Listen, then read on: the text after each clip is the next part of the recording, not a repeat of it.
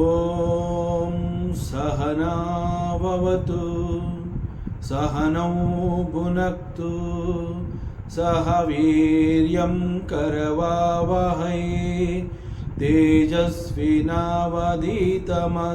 ಮಾ ವಿದ್ವಿಷಾವಹೈ.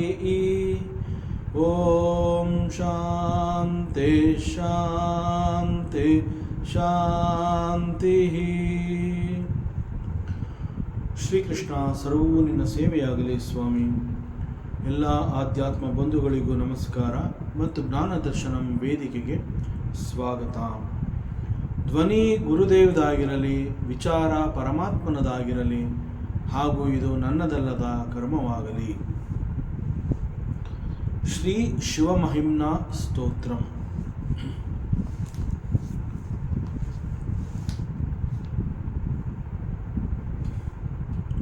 ಪರಮಾತ್ಮನ ವಿಚಾರ ಮತ್ತು ದೇವರು ಅಂತ ಹೇಳಿದಾಗ ಅದು ಎಲ್ಲರಿಗೂ ಕನ್ವಿನ್ಸ್ ಆಗೋದಿಲ್ಲ. ಆಗ ಅಲ್ಲಿ ಕೆಲವು ಜನಗಳಿರ್ತಾರೆ, ಅನೇಕ ರೀತಿಯಲ್ಲಿ ಪರಮಾತ್ಮನ ಬಗ್ಗೆ, ದೇವರ ವಿಚಾರದ ಬಗ್ಗೆ ಪ್ರಶ್ನೆಗಳನ್ನು ಮಾಡ್ತಾರೆ. ಅವರು ಮಾಡುವಂತಹ ಪ್ರಶ್ನೆಗಳು ಒಬ್ಬ ಸಾಧಕನ ಮನಸ್ಸಿನಲ್ಲಿ ನಾನು ಮುಂದುವರಿಬಹುದಾ ಅನ್ನುವಂತಹ ಕನ್ಫ್ಯೂಷನ್ ಸ್ಟಾರ್ಟ್ ಆಗಬೇಕು. ಆ ರೀತಿಯಲ್ಲಿ ಪ್ರಶ್ನೆಯನ್ನು ಮಾಡ್ತಾರೆ. ಹೇಗೆ ಅಂತಂದರೆ, ನಮಗೆ ನಮ್ಮ ಬಗ್ಗೆ, ಪರಮಾತ್ಮನ ಬಗ್ಗೆ ವಿಶ್ವಾಸ ಇಲ್ಲದೆ ಇದ್ದಾಗ, ಆತ್ಮ ಪರಮಾತ್ಮನ ಬಗ್ಗೆ ನಂಬಿಕೆ ನಾವೇನಾದ್ರು ಕಳ್ಕೊಂಡಾಗ ಅದು ನಮ್ಮನ್ನು ಬಹಳ ಡಿಸ್ಟರ್ಬ್ ಮಾಡುತ್ತೆ. ಮುಂದೆ ಏನು ಮಾಡಬೇಕು ಅನ್ನುವಂತಹದ್ದೇ ತೋಚೋದಿಲ್ಲ. It is like we will be put in some unsettled issues. So ನನ್ನದೇ ಆದ ಒಂದು ನಂಬಿಕೆ ಮತ್ತು ವಿಶ್ವಾಸದಲ್ಲಿ ಆಗ ನನಗೆ ನಡಕ ಉಂಟಾಗುತ್ತೆ. ನನ್ನ ಬಗ್ಗೆ, ಇದು ನನ್ನ ರಿಲಿಜಿಯನ್ನು, ಇದು ನನ್ನ ಮತ, ಇದು ನನ್ನ ಧರ್ಮ ಅಂತ ಹೇಳಿ ಬಹಳ ನೆಮ್ಮದಿ ಮತ್ತು ನಂಬಿಕೆಯಿಂದ ಆ ಒಂದು ಸಿದ್ಧಾಂತವನ್ನು ನಂಬಿರ್ತೀವಿ. ನನ್ನ ದೇವರು, ಹೀಗೆ ಈ ಎಲ್ಲವುಗಳ ಮಧ್ಯದಲ್ಲಿ ನಾವು ಬಹಳ ಗಟ್ಟಿಯಾಗಿದ್ದೀವಿ ಅಂತ ಅಂದ್ಕೊಂಡಿರ್ತೀವಿ. ಸೊ ಯಾವಾಗ ಇಂತಹ ಪ್ರಶ್ನೆ ಬರುತ್ತೆ, ಆಗ ಆ ನಮ್ಮ ನಂಬಿಕೆಗೆ ಬಹಳ ದೊಡ್ಡ ಪೆಟ್ಟು ಬೀಳುತ್ತೆ. ಅರಮಣೀಮ್ ಅಂತಂದರೆ ಸರ್ಟನ್ ಹಾರ್ಮ್ಫುಲ್ ಥಿಂಗ್ಸ್. ನೆಮ್ಮದಿ ಮತ್ತು ಶಾಂತಿಯನ್ನು ಕದಡುವಂತಹ ಕೆಲವು ವಿಚಾರಗಳು, ಕೆಲವು ಪ್ರಶ್ನೆಗಳು ಆ ರೀತಿಯಲ್ಲಿ ಇರುತ್ತೆ. ಅಸ್ಮಿನ್ ಅಭವ್ಯಾನಾಂ ರಮಣಿಂ ವ್ಯಾಕ್ರೋಶಂ ವಿದದತೆ. ಕೆಲವು ಜನಗಳ ವಿಚಾರ ಮತ್ತು ಪ್ರಶ್ನೆ ಹೀಗೆ ಒಂದು ರೀತಿಯಲ್ಲಿ ನೆಮ್ಮದಿಯನ್ನು ಕದಡುವಂತಹ ಕೆಲಸವನ್ನು ಮಾಡಿಬಿಡುತ್ತೆ. ಬಟ್ ಅಂತಹ ಜನಗಳಿಗೆ, to those people who are not having the faith in the dharma, in the ಮತ, ಇನ್ ದಿ ಗಾಡ್, ಆತ್ಮವಿಚಾರ, ಪರಮಾತ್ಮನ ವಿಚಾರ, ಇಂತಹ ವಿಚಾರದಲ್ಲಿ ನಂಬಿಕೆ ಇರುವಂತಹ ಜನಗಳಿಗೆ ಇಂತಹ ಕೆಲವು ಪ್ರಶ್ನೆಗಳನ್ನು ಮಾಡಿದಾಗ ಆ ಪ್ರಶ್ನೆಗಳ ಮೂಲಕ ಹರಡುವಂತಹ ವಿಚಾರ ಕೂಡ ಬಹಳ ಹೆಚ್ಚು ಪ್ರಿಯವಾಗುತ್ತೆ. ಯಾಕೆಂತಂದರೆ ಅವರೆಲ್ಲ ಒಂದೇ ಗುಂಪಿಗೆ ಸೇರಿರುವಂತಹ ಜನಗಳಾಗಿರ್ತಾರೆ. ಆದರೆ ಯಾರಿಗೂ ಇಂತಹ ಪ್ರಶ್ನೆಯನ್ನು ಇವರ ಮಧ್ಯದಲ್ಲಿ ತಂದು ಹಾಕಬೇಕು ಅನ್ನುವಂತಹ ಧೈರ್ಯ ಇರೋದಿಲ್ಲ. ಯಾರೋ ಕೆಲವರಿಗಿರುತ್ತೆ, ಯಾರೋ ಒಬ್ಬರು ಇಂತಹ ಪ್ರಶ್ನೆಯನ್ನು ತೆಗೀಲಿ ಅಂತ ಕೂಡ ಅವರು ಕಾದಿರ್ತಾರೆ. ಸೊ ಯಾವಾಗ ಈ ರೀತಿಯ ಕೆಲವು ಜನಗಳು ಜಡದೀಯ ಆತ್ಮವಿಚಾರದಲ್ಲಿ, ಪರಮಾತ್ಮನ ಬಗ್ಗೆ ಹಾಗೂ ತಮ್ಮದೇ ಬಗ್ಗೆ ಅಂತಂದರೆ ನಮ್ಮಲ್ಲಿ ನಾವು ವಿಶ್ವಾಸ ಇಟ್ಕೊಂಡಿರ್ತೀವಿ, ಆತ್ಮನಂಬಿಕೆ, ಆತ್ಮವಿಶ್ವಾಸ ಅಂತ ಹೇಳ್ತೀವಿ. ಆಗ ಸ್ಪಷ್ಟ ತಿಳುವಳಿಕೆ ಇರೋದಿಲ್ಲ. ಆಗ ಇವರ ಹೇಳಿಕೆಗಳಿಗೆ ನಂಬಿಕೆ ಇಲ್ಲದ ಮತ್ತಷ್ಟು ಜನಗಳೇನು ಮಾಡ್ತಾರೆ, ಇವರು ಯಾವಾಗ ಪ್ರಶ್ನೆ ಕೇಳ್ತಾರೆ ಆಗ ಅವರುಗಳಿಗೆ ಈ ಪ್ರಶ್ನೆ ಕೇಳಿರೋದ್ರಿಂದ ನಂಬಿಕೆ ಇಲ್ಲದಂತಹ ಜನಗಳಿಗೆ ಇದೊಂದು ರೀತಿ ಪುಷ್ಟಿಯನ್ನು ಒದಗಿಸುತ್ತೆ. ಆ್ಯಂಡ್ ಇಟ್ ಈಸ್ ಅಭವ್ಯಾನಾಂ ಅರಮಣೀಂ. ಇಲ್ಲಿ ಎರಡು ವಿಚಾರಗಳನ್ನು ನಾವು ಅರ್ಥ ಮಾಡ್ಕೋಬೇಕಾಗುತ್ತೆ. ಒಬ್ಬನೇ ಪರಮಾತ್ಮ, ದೇವರು ಅಂತ ಹೇಳಿದಾಗ he is one only, ದೇವನೊಬ್ಬ.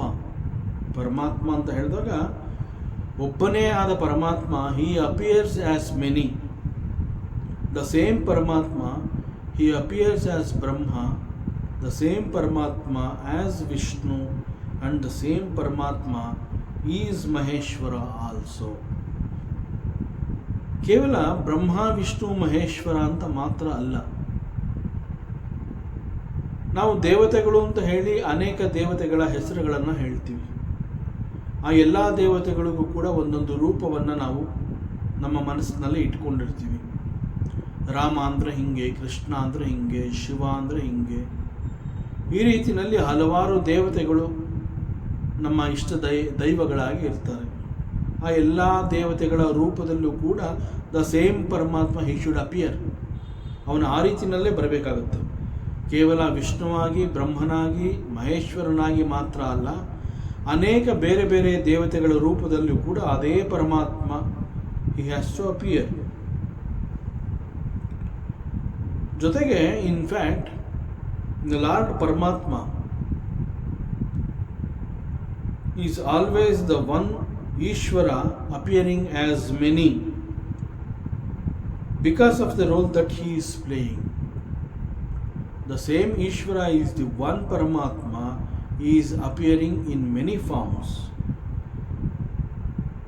But ಆಶ್ಚರ್ಯ ಏನು ಅಂತಂದರೆ, ಸದಾಕಾಲ ಅವನು ಎಲ್ಲ ಕಡೆ ನಾನು ಈಶ್ವರನಾಗಿಯೇ ಬರ್ತೀನಿ, ನಾನು ಎಲ್ಲೆಲ್ಲೂ ಈಶ್ವರನಾಗಿಯೇ ಇರ್ತೀನಿ ಅಂತ ಕೂಡ ಹೇಳೋದಕ್ಕೆ ಸಾಧ್ಯ ಇಲ್ಲ.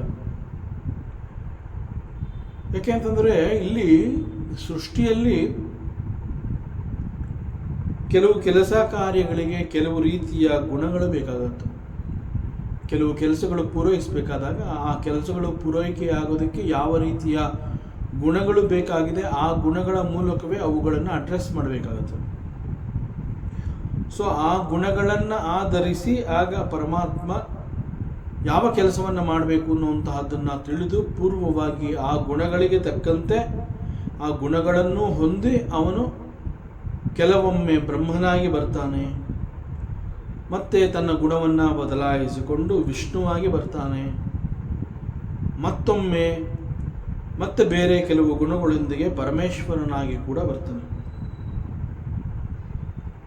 ಇಲ್ಲಿ ಸತ್ಯ ಏನು ಅಂತಂದರೆ, ಬ್ರಹ್ಮ ವಿಷ್ಣು ಮಹೇಶ್ವರ ಅಷ್ಟು ಮಾತ್ರ ಅಲ್ಲದೆ ಇನ್ನು ಹಲವಾರು ರೂಪಗಳಲ್ಲಿ ಈ ಪರಮಾತ್ಮ ಬರ್ತಾನೆ ಇರಬೇಕಾಗುತ್ತೆ. ಯಾಕೆ ಅಂತಂದರೆ that is his role play. ಅವನು ಭಗವಂತನಾಗಿರೋದ್ರಿಂದ ಅವನು he has to come like that. ಯಾಕೆ ಅಂತಂದರೆ ಒಬ್ಬ ಭಕ್ತ ಅಂತ ಹೇಳಿದಾಗ ಅವನಿಗೆ ತನ್ನ ಇಷ್ಟ ದೈವ ಈ ರೀತಿಯಲ್ಲಿ ಇರ್ತಾನೆ ಅನ್ನುವಂತಹ ದೃಢವಾದ ನಂಬಿಕೆ ಮತ್ತು ವಿಶ್ವಾಸದಿಂದ ಅವನನ್ನು ಆರಾಧನೆ ಮಾಡಿದಾಗ ಆ ಭಕ್ತನ ಎದುರಿಗೆ ಅವನು ಆ ರೀತಿಯಲ್ಲಿ ಅವನು ಇಷ್ಟಪಟ್ಟ ರೂಪದಲ್ಲಿ ಅವನು ಬರಬೇಕಾಗುತ್ತೆ. ನನ್ನ ಇಷ್ಟ ದೈವ ರಾಮ ಅಂತ ಹೇಳಿ ನಾನು ರಾಮನಾಮವನ್ನು ಜಪಿಸಿ ರಾಮನನ್ನು ಪೂಜೆ ಮಾಡಿ ರಾಮನನ್ನು ಆರಾಧಿಸ್ತಾ ಇದ್ದಾಗ ನನ್ನ ಎದುರಿಗೆ ಶಿವನಾಗಿ ಅವನು ಬಂದರೆ ನಾನು ಇಷ್ಟಪಡೋದಿಲ್ಲ. Maybe he is the same Paramatma, but I want him to be a Rama. ಅವನು ರಾಮನಾಗಿಯೇ ನನ್ನ ಎದುರುಗಡೆ ಬರಬೇಕು.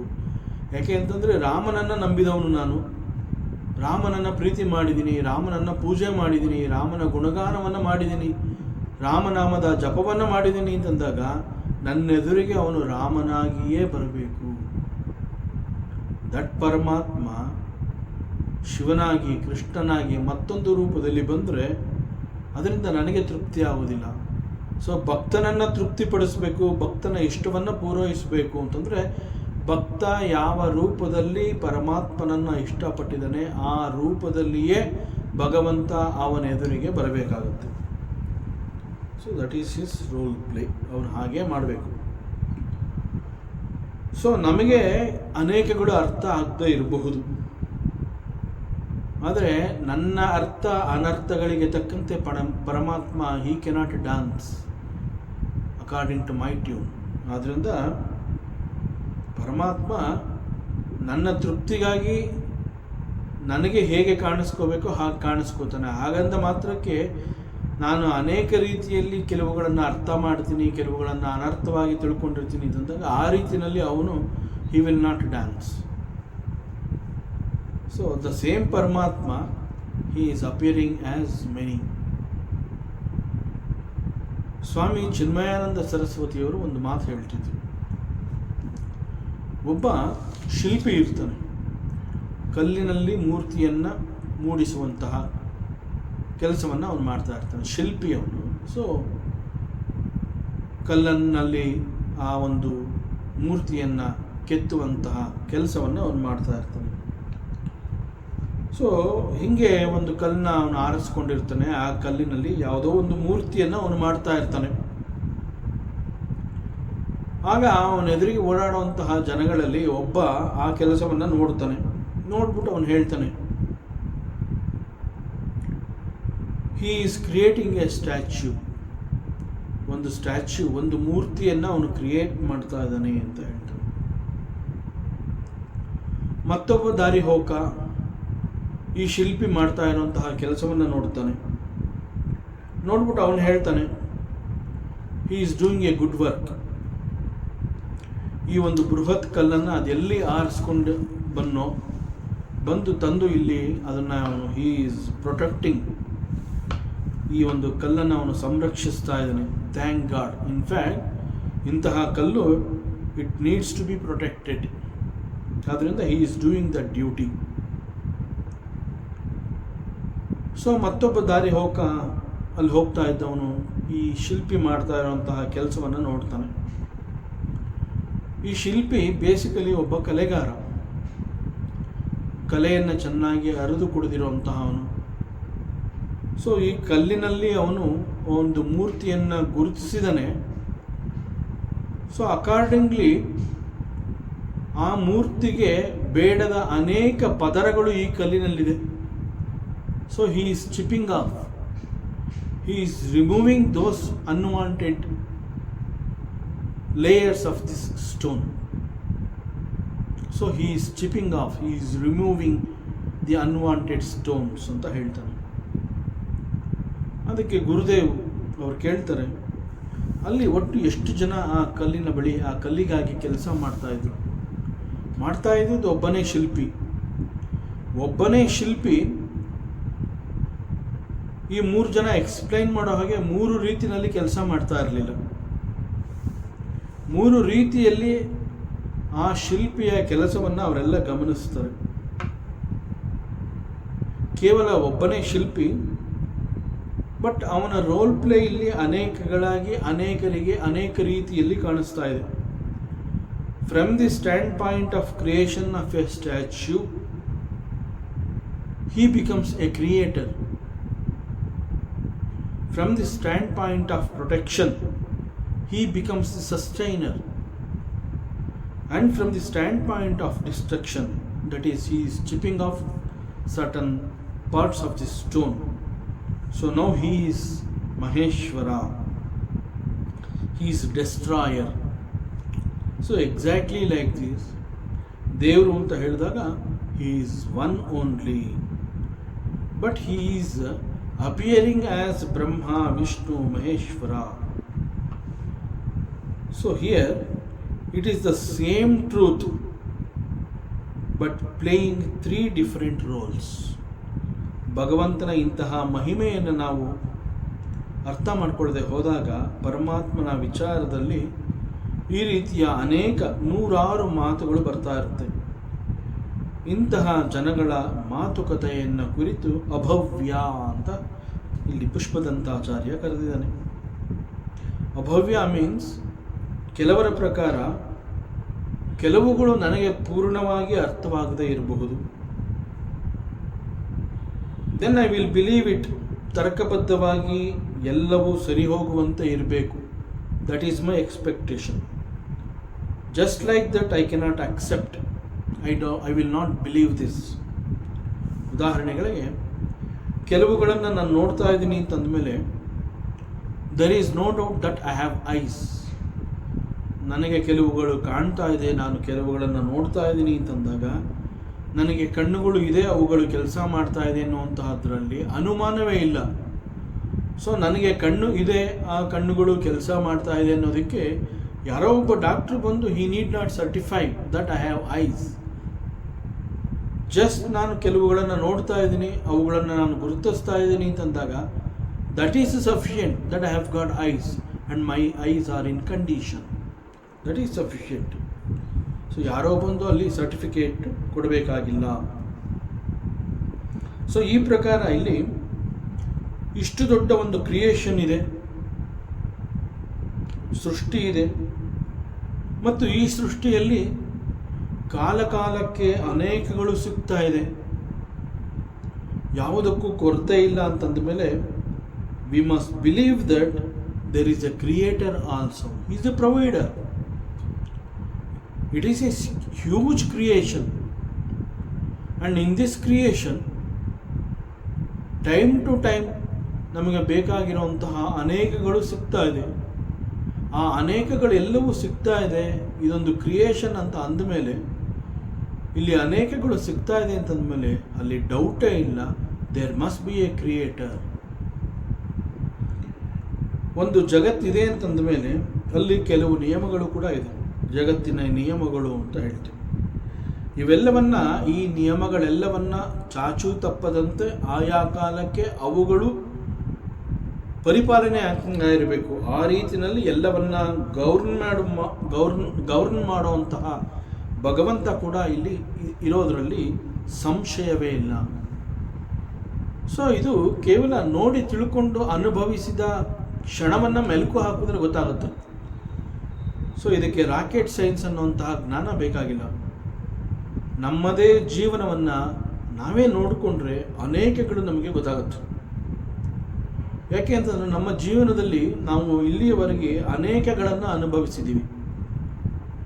ನಮಗೆ ಅನೇಕ ಉತ್ತಮವಾಗಿರುವಂತಹ ಬೇರೆ ಬೇರೆ ಅನೇಕಗಳು ಸಾಕಷ್ಟು ಸಿಕ್ಕಿವೆ. ಅವುಗಳಲ್ಲಿ ಕೆಲವುಗಳಿಗೆ ನಾವು ಶ್ರಮವನ್ನು ಹಾಕಿ ನಾವು ಗಳಿಸ್ಕೊಂಡಿದ್ದೀವಿ ಅಂತ ಹೇಳ್ತೀವಿ. ಮತ್ತೆ ಕೆಲವುಗಳು ಸಿಕ್ಕಿರುತ್ತವೆ, ಅವುಗಳಿಗೆ ನಾವು ನೇರವಾಗಿ ಶ್ರಮವನ್ನೇ ಹಾಕಿಲ್ಲ, ಇನ್ ಸ್ಪೈಟ್ ಆಫ್ ದಟ್ ಅದು ನಮಗೆ ಸಿಕ್ಕಿದೆ. ಸೊ ಈ ರೀತಿ ಯಾವ ರೀತಿಯ ಶ್ರಮವನ್ನು ಕೂಡ ಹಾಕದೆ ಅವುಗಳು ನಮಗೆ ಸಿಕ್ಕಿದೆ ಅಂತಂದಾಗ, can we really claim that it is because of my efforts? ನಾನು ನಿಜವಾಗ್ಲೂ ಇಂತಹದ್ದು ಬೇಕು ಅಂತ ಹೇಳಿ ನಾನು ಶ್ರಮವನ್ನು ಹಾಕಿದ್ದೀನ, ಆದರೂ ಇದು ನನಗೆ ಸಿಕ್ಕಿದೆ. ಇದು ಸಿಕ್ಕಿದೆ ಅಂತಂದಾಗ ನಾನು ಇದಕ್ಕಾಗಿ ಕಷ್ಟವನ್ನೇ ಪಡಲಿಲ್ಲ. So I cannot claim this as it is the result of my efforts ಅಂತ ನಾನು ಕ್ಲೈಮ್ ಮಾಡೋಕ್ಕಾಗದೇ ಇಲ್ಲ. ನನ್ನಿಂದಲೇ ಇದು ಆಗಿದೆ ಅಂತ ನಾನು ಹೇಳೋದಾದರೆ, we always have A future. ಮುಂದೆ ಒಂದು ಭವಿಷ್ಯ ಅನ್ನುವಂತಹದ್ದು ನಮ್ಮೆಲ್ಲರಿಗೂ ಇದೆ. ಸೊ ಎಲ್ಲವೂ ನನ್ನಿಂದನೇ ಆಗತ್ತೆ ಅನ್ನುವಂತಾದರೆ ಭವಿಷ್ಯದಲ್ಲಿ ನನ್ನ ಬದುಕು ಹೇಗಿರಬೇಕು ಅನ್ನುವಂತಹದ್ದು ಯಾವ ರೀತಿಯಲ್ಲಿ ನಾನು ಎಕ್ಸ್ಪೆಕ್ಟ್ ಮಾಡಿರ್ತೀನಿ ಆ ರೀತಿಯಲ್ಲಿ 100% ನನಗೆ ಬೇಕಾದಂತಹ ಲೈಫ್ ಸಿಗಲೇಬೇಕು. ಆದರೆ ಆ ರೀತಿ ನಾನು ಎಕ್ಸ್ಪೆಕ್ಟ್ ಮಾಡಿರುವಂತಹ ಲೈಫ್ ನಿಜವಾಗ್ಲೂ ನನಗೆ ಸಿಗತ್ತಾ? ಭವಿಷ್ಯ ಅಥವಾ ಫ್ಯೂಚರ್ ಅಂತ ಹೇಳಿದಾಗ ಮುಂದೆ ಏನು ಬೇಕಾದರೂ ಆಗಬಹುದು.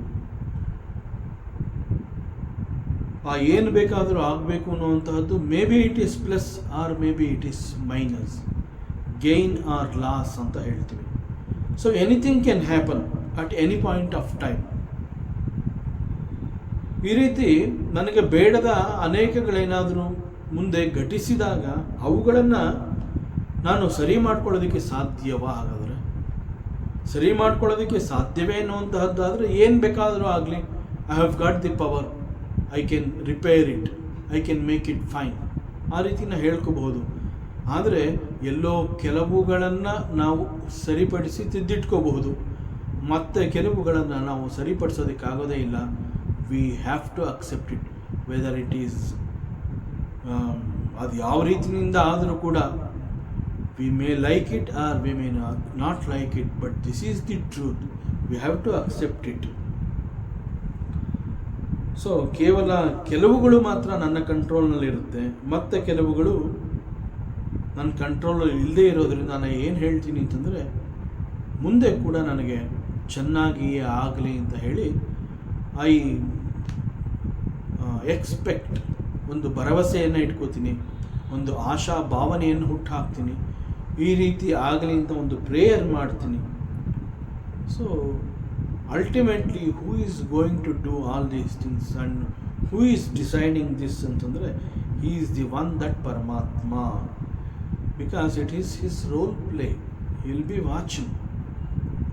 B watching. ಫಲದಾಯಕ ಅಂತ ಈ ಕಾರಣದಿಂದ ನಾವು ಭಗವಂತನನ್ನು ಕರೆಯುವಂತಹದ್ದು. ಯಾವ ಸಮಯದಲ್ಲಿ ಯಾವುದನ್ನು ನಮಗೆ ಕೊಡಬೇಕು ಅಂತ ಅವನು ಡಿಸೈಡ್ ಮಾಡ್ತಾನೆ. ಆ ರೀತಿಯಲ್ಲಿ ನಾವು ಅನೇಕಗಳನ್ನು ನಮ್ಮ ಪೂರ್ವ ಸಂಸ್ಕಾರ ಅಂತ ಕರಿಬಹುದು, ಅಥವಾ ಪೂರ್ವದಲ್ಲಿ ಸಂಪಾದಿಸಿದ ಕರ್ಮ ಅಂತ ಹೇಳ್ಬೋದು. ಅವುಗಳೆಲ್ಲವುಗಳ ಫಲವನ್ನು ಆ ಒಂದು ಸೂಕ್ತ ಸಮಯದಲ್ಲಿ ಭಗವಂತ ನಮಗೆ ಸಿಗೋ ಹಾಗೆ ಮಾಡ್ತಾನೆ.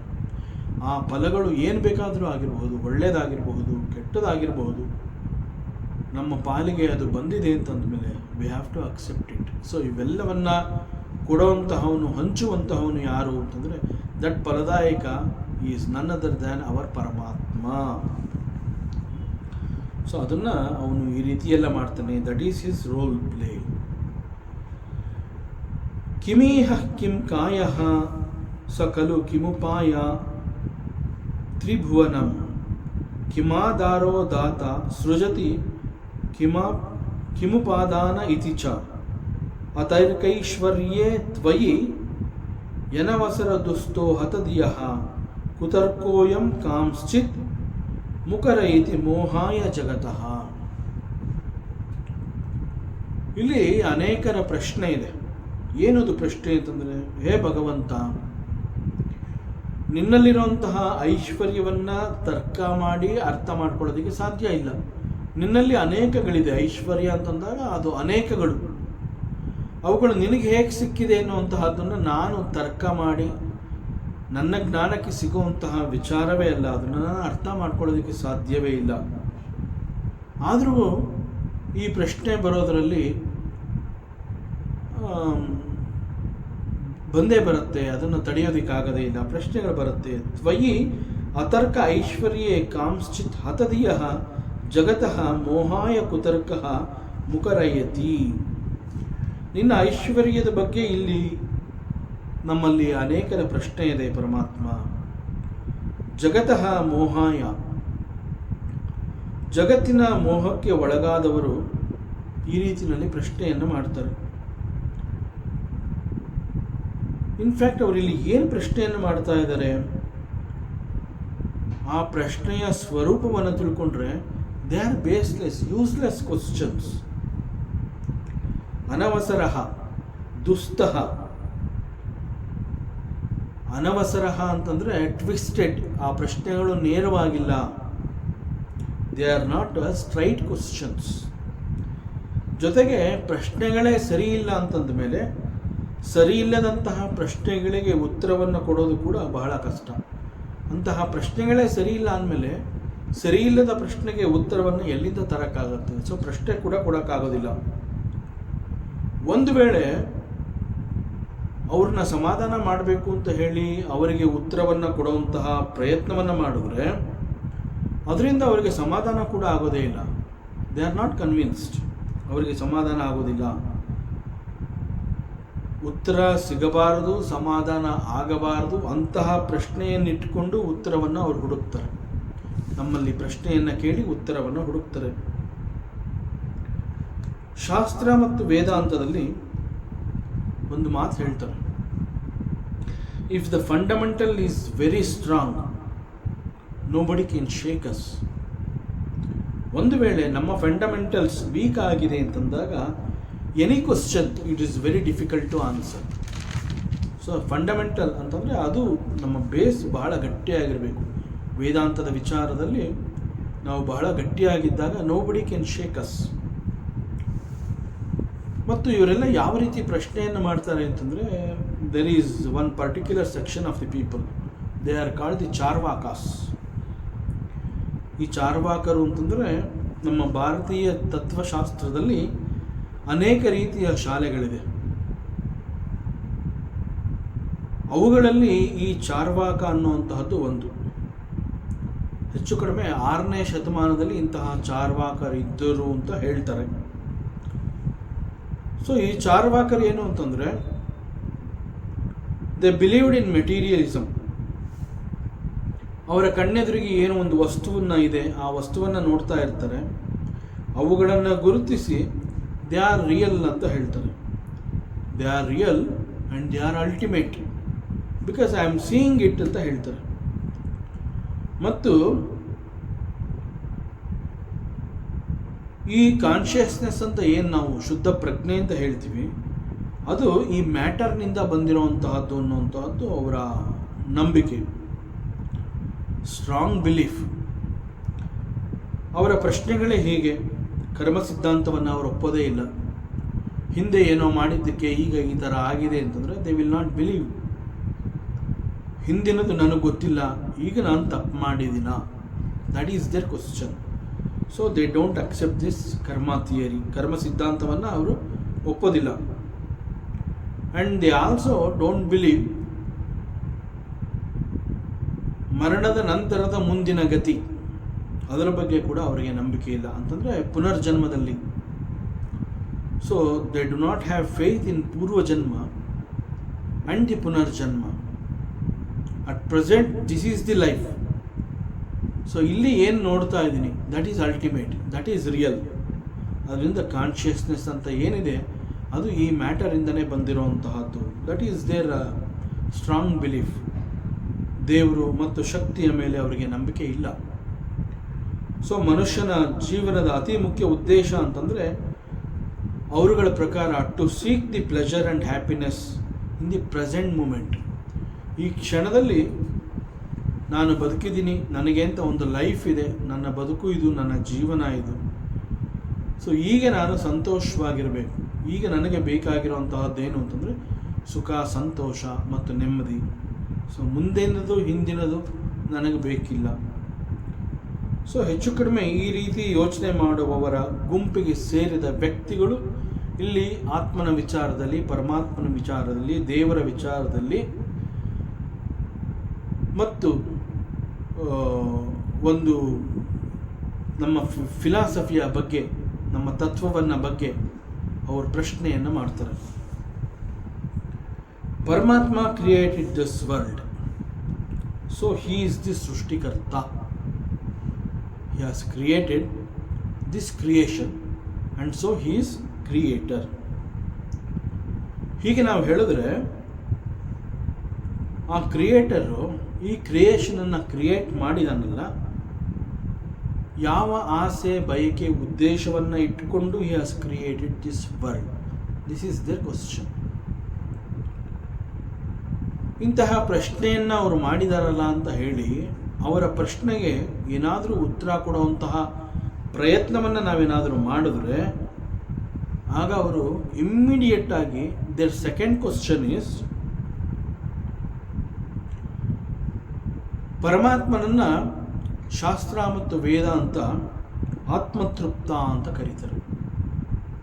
ಆತ್ಮತೃಪ್ತ, ಹೀ ಈಸ್ ಎ ಪೂರ್ಣ ಪುರುಷ ಅಂತ ನಮ್ಮ ಶಾಸ್ತ್ರ ಕರೆಯುತ್ತೆ ಅಂತ ನೀವು ಹೇಳ್ತಾ ಇದ್ದೀರಾ. ಆದರೆ ಯಾವುದೋ ಒಂದು ಆಸೆ, ಬಯಕೆ ಅಥವಾ ಒಂದು ಉದ್ದೇಶವನ್ನು ಇಟ್ಟುಕೊಂಡು ಈ ಒಂದು ಕ್ರಿಯೇಷನ್, ಈ ಒಂದು ಸೃಷ್ಟಿಯನ್ನು ಅವನು ಕ್ರಿಯೇಟ್ ಮಾಡಿದ್ದಾನೆ ಅಂತಂದರೆ ನಿಮ್ಮ ಪರಮಾತ್ಮ ಆತ್ಮತೃಪ್ತ ಅಂತ ನೀವು ಹೇಗೆ ಒಪ್ಕೋತೀರಾ? ಅವನಿಗೂ ಕೂಡ ಆಸೆ ಇದೆ ಅನ್ನುವಂತಹದ್ದನ್ನು ಈ ಕ್ರಿಯೇಷನನ್ನು ಕ್ರಿಯೇಟ್ ಮಾಡಿ ಆ ಮೂಲಕ ಅವನೇ ನೇರವಾಗಿ ತಿಳಿಸ್ತಾ ಇದ್ದಾನೆ. ಈ ಒಂದು ಪ್ರಪಂಚವನ್ನು, ಈ ಒಂದು ಸೃಷ್ಟಿಯನ್ನು ನಾನು ತರಬೇಕು ಅನ್ನುವಂತಹದ್ದು ನನ್ನ ಆಸೆ ಅಂತ ಅವನೇ ನೇರವಾಗಿ ಹೇಳ್ಕೊತಾ ಇದ್ದಾನೆ ಎನ್ನುವಂತಹದ್ದು ಇಲ್ಲಿ ಗೊತ್ತಾಗುತ್ತೆ. ಸೊ ಈ ಪ್ರಕಾರ ಪರಮಾತ್ಮ ಅಂತಂದಾಗ ಅವನನ್ನು ನೀವು ಆತ್ಮತೃಪ್ತ ಅಂತ ಕರೆಯೋದಕ್ಕೆ ಸಾಧ್ಯವೇ ಇಲ್ಲ. ಯಾಕೆ ಅಂತಂದರೆ ಅವನಲ್ಲೂ ಕೂಡ ಕೆಲವು ಆಸೆ, ಬಯಕೆಗಳು ಅನ್ನುವಂತಹದ್ದು ಇದೆ ಅಂತ ಈ ಸೃಷ್ಟಿಯನ್ನು ನೋಡಿದಾಗ ಗೊತ್ತಾಯಿತು. ಈ ರೀತಿ ವಾದವನ್ನು ಮಾಡ್ತಾರೆ. ಸೊ ಇದು ಮತ್ತೊಂದು ಅನರ್ಥವನ್ನು ಕೂಡ ಮಾಡುತ್ತಾಗ. ಸೊ ಪರಮಾತ್ಮನನ್ನು ನಾವು ಪೂರ್ಣ ಅಂತ ಕರಿತೀವಿ. ಯಾಕೆ ಅಂತಂದರೆ ಅವನಲ್ಲಿ ಎಲ್ಲವೂ ಇದೆ. ಪರಮಾತ್ಮನಲ್ಲಿ ಎಲ್ಲವೂ ಇರೋದರಿಂದ ನಾವು ಅವನನ್ನು ಪೂರ್ಣ ಅಂತ ಕರಿತೀವಿ. ಅವನನ್ನು ಪೂರ್ಣ ಅಂತ ಕರೆದಿರೋದ್ರಿಂದ ಅವನಲ್ಲಿ ಯಾವ ರೀತಿಯ ಕೊರತೆ ಅನ್ನುವಂತಹದ್ದು ಇಲ್ಲ. ಹಾಗಿದ್ದ ಮೇಲೆ ಜಗತ್ತನ್ನು ನಿರ್ಮಿಸುವಂತಹ ಆಸೆ ಅವನಲ್ಲಿ ಹೇಗೆ ಉಂಟಾಯಿತು? ನನ್ನಲ್ಲಿ ಯಾವುದೋ ಒಂದು ಇಲ್ಲ ಅಂತಂದಾಗ ಅದನ್ನು ನಾನು ಪಡ್ಕೋಬೇಕು ಅಂತ ಹೇಳಿ ಅದಕ್ಕಾಗಿ ಕೆಲವು ಕರ್ಮದಲ್ಲಿ ನಾನು ತೊಡಗ್ತೀನಿ. ಆದರೆ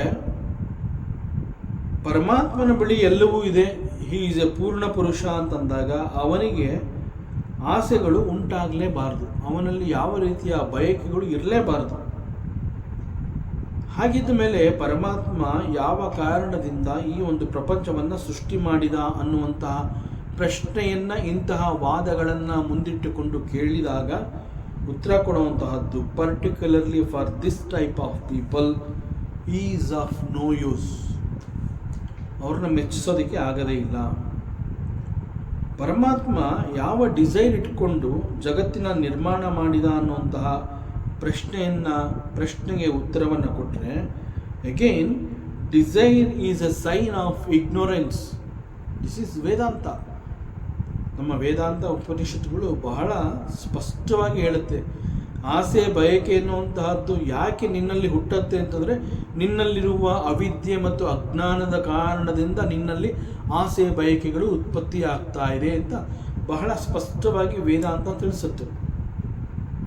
ಆದ್ದರಿಂದ ಇಂತಹ ಪ್ರಶ್ನೆಗೆ ನಾವು ಉತ್ತರವನ್ನು ಕೊಟ್ಟಾಗ ಈ ಒಂದು ಡಿಸೈರ್ ಅನ್ನುವಂತಹದ್ದು ಹಾಗಾದರೆ is a sign of ignorance, ಹೀಗೆ ಪ್ರಶ್ನೆಯನ್ನು ಮಾಡ್ತಾರೆ. ಆದರೆ ಪರಮಾತ್ಮ ಅಂತ ಹೇಳಿದಾಗ ನಾವು ಅವನನ್ನು ಇಗ್ನೋರೆನ್ಸ್ ಅಂತ ಅವರು ವಾದ ಮಾಡಿದಾಗ ಅದನ್ನು ನಾವು ಒಪ್ಕೊಳ್ಳೋದಕ್ಕೆ ಸಾಧ್ಯ ಇಲ್ಲ. ಯಾಕೆ ಅಂತಂದರೆ ಪರಮಾತ್ಮನನ್ನು ನಾವು ಸರ್ವಜ್ಞ ಅಂತ ಕರಿತೀವಿ. ಸರ್ವಜ್ಞ ಅಂತಂದ್ರೆ ಏನು? ಈಸ್ ದಿ ನೋರ್ ಆಫ್ ಎವ್ರಿಥಿಂಗ್, ಎಲ್ಲವೂ ಅವನಿಗೆ ಗೊತ್ತಿದೆ. ಆದ್ದರಿಂದ ನಾವು ಅವನನ್ನು ಪರಮಾತ್ಮನನ್ನು ಸರ್ವಜ್ಞ ಅಂತ ಕರಿತೀವಿ.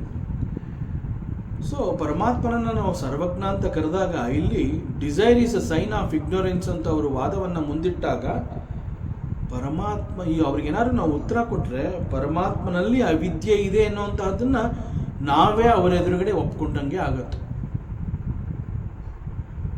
ಸೊ ಇಲ್ಲಿ ಇವ್ರನ್ನ ಮೂರ್ಖರು ಅಂತ ಹೇಳ್ತಾರೆ. ಸೊ ಇಂತಹ ಮೂರ್ಖರ ಮೊದಲನೆಯ ಪ್ರಶ್ನೆಯೇ ಈ ರೀತಿ ಇಷ್ಟೊಂದು ಅಂಕು ಡೊಂಕಾಗಿದೆ, ನೇರವಾಗಿಲ್ಲ, ಅನವರಸಃ ಅಂತಂದ ಮೇಲೆ ಅವರ ಉಳಿದ ಪ್ರಶ್ನೆಗಳ ಗತಿ ಯಾವ ಒಂದು ತೀರವನ್ನು ಹೋಗಿ ಮುಟ್ಟಬಹುದು. ಕಿಂ ಕಾಯಃ, ಅವ್ರದ್ದು ಮತ್ತೊಂದು ಪ್ರಶ್ನೆ, ಕಿಂ ಕಾಯಃ. ಒಂದು ವೇಳೆ ಪರಮಾತ್ಮ ಈ ಜಗತ್ತಿನ ಸೃಷ್ಟಿಯನ್ನು ಮಾಡಿದಾನೆ ಎನ್ನುವುದಾದರೆ ಈ ಜಗತ್ತಿಗೂ ಕೂಡ ಒಂದು ಶರೀರ ಅನ್ನುವಂತಹದ್ದು ಇರಲೇಬೇಕು. So even this physical world ಅಂತ ನಾವು ಏನು ಹೇಳ್ತೀವಿ ಅದಕ್ಕೆ ಒಂದು ಫಿಸಿಕಲ್ ಬಾಡಿ ಎನ್ನುವಂತಹದ್ದು ಇರಲೇಬೇಕು. So what is the nature of this physical body of this ಪ್ರಪಂಚ? ಕಿಂ ಕಾಯಃ. ಮತ್ತು ಏನೋ ಒಂದನ್ನು ಉಪಯೋಗಿಸಿ ಈ ಜಗತ್ತಿಗೆ ಒಂದು ದೇಹ ಅಥವಾ ಶರೀರವನ್ನು ಪರಮಾತ್ಮ ಕೊಟ್ಟಿದ್ದಾನೆ ಅಂತ ಹೇಳಿದ್ರೆ, ಜಗತ್ತಿನ ಈ ಶರೀರಕ್ಕೆ ಬೇಕಾದಂತಹ ವಸ್ತು ಬಹುಶಃ ಮುಂಚೆನೇ ಎಲ್ಲೋ ಇತ್ತು ಅನ್ಸುತ್ತೆ. ಯಾವುದೋ ಒಂದು ಜಾಗದಲ್ಲಿ ಇಟ್ಟಿದ್ದ ಅವನು, ಯಾವುದೋ ಒಂದು ರೂಪದಲ್ಲಿ ಅದು ಇತ್ತು. ಈಗ ಅದನ್ನು ಅಲ್ಲಿಂದ ತಂದು ಇಲ್ಲಿ ದೇಹ ಅಂತ ಹೇಳಿ ಈ ಜಗತ್ತಿನ ನಿರ್ಮಾಣವಾದ ನಂತರದಲ್ಲಿ ಈ ಜಗತ್ತಿಗೆ ಒಂದು ಶರೀರ ಅಂತ ಹೇಳಿ ಈ ಮುಂಚೆ ಇದ್ದಂತಹ ವಸ್ತುವನ್ನು ಅವನು ಇಲ್ಲಿ ಉಪಯೋಗಿಸಿ ಅದನ್ನು ಕೊಟ್ಟಿದ್ದಾನೆ. ಸೊ ಈ ತರ್ಕವನ್ನು ಏನಾದರೂ ಒಪ್ಪಿಕೊಂಡ್ರೆ ಹಾಗಾದರೆ ಆ ವಸ್ತು ಮುಂಚೆ ಎಲ್ಲಿತ್ತು? ಈ ಒಂದು ಪ್ರಶ್ನೆ ಬರುತ್ತೆ. ಜೊತೆಗೆ ಆ ವಸ್ತು ಇದೆ ಅಂತ ಒಪ್ಕೊಂಡಿರೋದ್ರಿಂದ ಆ ಶರೀರವನ್ನು ಯಾವ ಮೆಟೀರಿಯಲ್ಗಳಿಂದ ಪರಮಾತ್ಮ ಮಾಡಿದಾನೆ? ಹಾಗಾದರೆ ಇದು ಕ್ರಿಯೇಷನ್ಗೆ ಮುಂಚೆನೇ ಇತ್ತು ಅಂತಂದ ಮೇಲೆ, ಅಥವಾ ಕ್ರಿಯೇಷನ್ ಜೊತೆನಲ್ಲೇ ಇದನ್ನು ಕೂಡ ಮಾಡಿದಾನ ಅಂತ ಅಂದರೆ, ಅಥವಾ ಕ್ರಿಯೇಷನ್ ನಂತರವೇ ಈ ಒಂದು ದೇಹವನ್ನು ಮಾಡಿದಾನ ಅನ್ನೋದಾದರೆ, ದೇಹವನ್ನು ಮಾಡುವುದಕ್ಕೆ ಯಾವ ಮೆಟೀರಿಯಲ್ನ ಅವನು ಉಪಯೋಗಿಸಿದಾನೆ? ಕಿಂ ಉಪಾಯ, ಇದರರ್ಥ ಈ ಜಗತ್ತಿನ ನಿರ್ಮಾಣಕ್ಕೆ ಉಪಯೋಗಿಸಿದಂತಹ ಉಪಕರಣಗಳಾದರೂ ಏನು. ಯಾವುದೋ ಒಂದು ಮಾಡಬೇಕು ಅಂತಂದರೆ ಮಾಡೋದಕ್ಕೆ ಒಂದು ಸಲಕರಣೆ ಅಂತ ನಾವು ಹೇಳ್ತೀವಿ, ಟೂಲ್ ಅಂತ ಕರಿತೀವಿ ಕೆಲಸೊಮ್ಮೆ. ಸಿಂಪಲ್ ಅಂತಂದರೆ ತರಕಾರಿ ಹೆಚ್ಚೋದಕ್ಕೆ ನಾವು ಏನು ಒಂದು ನೈಫ್ ಅಂತ ಕರಿತೀವಿ, ಒಂದು ಕತ್ತಿಯನ್ನು ಉಪಯೋಗಿಸಿ ತರಕಾರಿಯನ್ನು ನಾವು ಕಟ್ ಮಾಡ್ತೀವಿ. It is also A tool. So ಹಾಗೆ ಏನೋ ಒಂದು ಮಾಡಬೇಕು, ತರಕಾರಿ ಹೆಚ್ಚಬೇಕು ಅನ್ನುವಂತಹದ್ದು ಒಂದು ಕಾರ್ಯ. ಆ ಕಾರ್ಯವನ್ನು ಮಾಡೋದಕ್ಕೆ ಒಂದು ಟೂಲ್ ಬೇಕು. ಇದೊಂದು ಸಣ್ಣ ಕೆಲಸ, ತರಕಾರಿ ಹೆಚ್ಚುವಂತಹದ್ದೇ ಒಂದು ಸಣ್ಣ ಕೆಲಸಕ್ಕೆ ಒಂದು ಟೂಲ್ ಬೇಕು ಅಂತಂದ ಮೇಲೆ ಇಷ್ಟು ದೊಡ್ಡ ಪ್ರಪಂಚದ ನಿರ್ಮಾಣಕ್ಕೆ ಬಹುಶಃ ಯಾವ ಟೂಲ್ನ ಅವನು ಉಪಯೋಗಿಸಿ ಇದನ್ನು ಹೊರತಂದಿದ್ದಾನೆ. ಮತ್ತು ಈ ಪ್ರಪಂಚ ಅನ್ನುವಂಥದ್ದು it is so huge, very big, ಬಹಳ ಬೃಹತ್ತಾಗಿದೆ ಈ ಪ್ರಪಂಚ. ಈ ಪ್ರಪಂಚವೇ ಇಷ್ಟು ದೊಡ್ಡದಾಗಿದೆ, ವಿಸ್ತಾರವಾಗಿದೆ ಅಂತಂದ ಮೇಲೆ ಇಷ್ಟು ದೊಡ್ಡ ಪ್ರಪಂಚವನ್ನು ಸೃಷ್ಟಿ ಮಾಡೋಕ್ಕೆ ಉಪಯೋಗಿಸಿದಂತಹ ಉಪಕರಣ ಅಥವಾ ಟೂಲ್ ಬಹುಶಃ ಅದು ಇನ್ನೆಷ್ಟು ದೊಡ್ಡದಾಗಿರಬಹುದು. ಒಂದು ವೇಳೆ ಈ ಪ್ರಪಂಚಕ್ಕಿಂತ ದೊಡ್ಡದಾಗಿರುವಂತಹ ಟೂಲ್ ಉಪಯೋಗಿಸ್ಕೊಂಡು ಆ ಟೂಲ್ ಮೂಲಕ ಈ ಪ್ರಪಂಚವನ್ನು ಅವನು ತಂದಿದ್ದಾನೆ ಅಂತಂದರೆ ವಾಟ್ ಈಸ್ ಇಟ್? ಕಿಂ ಆಧಾರ? ಈಗ ಒಂದು ಮಣ್ಣಿನ ಮಡಿಕೆಯನ್ನು ಮಾಡಬೇಕು ಅಂತಂದರೆ ಮೊಟ್ಟ ಮೊದಲಿಗೆ ಅಲ್ಲಿ ಮಣ್ಣಿರಬೇಕು, ನಮಗೆ ಮಣ್ಣು ಸಿಗಬೇಕು. ಸೊ ಮಡಿಕೆ ಮಾಡೋದಕ್ಕೆ ನಂತರ ಟೂಲ್ ಅಂತ ಹೇಳ್ತೀವಿ, ಒಂದು ಚರಕ ಇರಬೇಕು. ಸೊ ಮಣ್ಣು ಅನ್ನುವಂತಹದ್ದು ಮೆಟೀರಿಯಲ್ ಕಾಸ್. ಸೊ ಮಡಿಕೆ ಮಾಡೋದಕ್ಕೆ ಒಂದು ಚರಕ ಅನ್ನುವಂತಹದ್ದು ಬೇಕು, ವಿ ಕಾಲ್ ಇಟ್ ಟೂಲ್. ಹಾಗೂ ಚರಕ ಮತ್ತು ಮಣ್ಣನ್ನು ಉಪಯೋಗಿಸಿಕೊಂಡು ಕೌಶಲ್ಯದಿಂದ ಮಡಿಕೆಯನ್ನು ತಯಾರಾಗಲು ಒಬ್ಬ ಕುಂಬಾರ is also required. Exactly like that. Who is the kumbara here? The intelligent cause ಅಂತ ಕರಿತೀವಿ. Who is he? ಕಿಂ ಉಪಾದಾನ, with which or with what material he created this world. ತ್ರಿಭುವನಂ ಅಂತ ಹೇಳ್ತೀರಾ, ತ್ರಿಭುವನಂ ಸೃಜತಿ ಇತಿ ಚ. ಪರಮಾತ್ಮ ಕೇವಲ ಈ ಒಂದು ಲೋಕವನ್ನು ಮಾತ್ರ ಅವನು ನಿರ್ಮಾಣ ಮಾಡಲಿಲ್ಲ. ಗಾಡ್ ಹ್ಯಾಸ್ ಕ್ರಿಯೇಟೆಡ್ ತ್ರಿಭುವನಂ, 3 ಲೋಕಗಳನ್ನು ಅವನೇ ಸೃಷ್ಟಿ ಮಾಡಿದ ಅಂತ ಹೇಳ್ತಾ ಇದ್ದೀರಾ. 3 ಲೋಕಗಳ ಒಡೆಯ ಅಂತ ನೀವು ಪರಮಾತ್ಮನನ್ನು ಕರೀತೀರಾ. ಪರಮಾತ್ಮನ ಈ ಜಗತ್ತಿನ ಬಗ್ಗೆ ಇಷ್ಟೊಂದು ಪ್ರಶ್ನೆಗಳಿದೆ.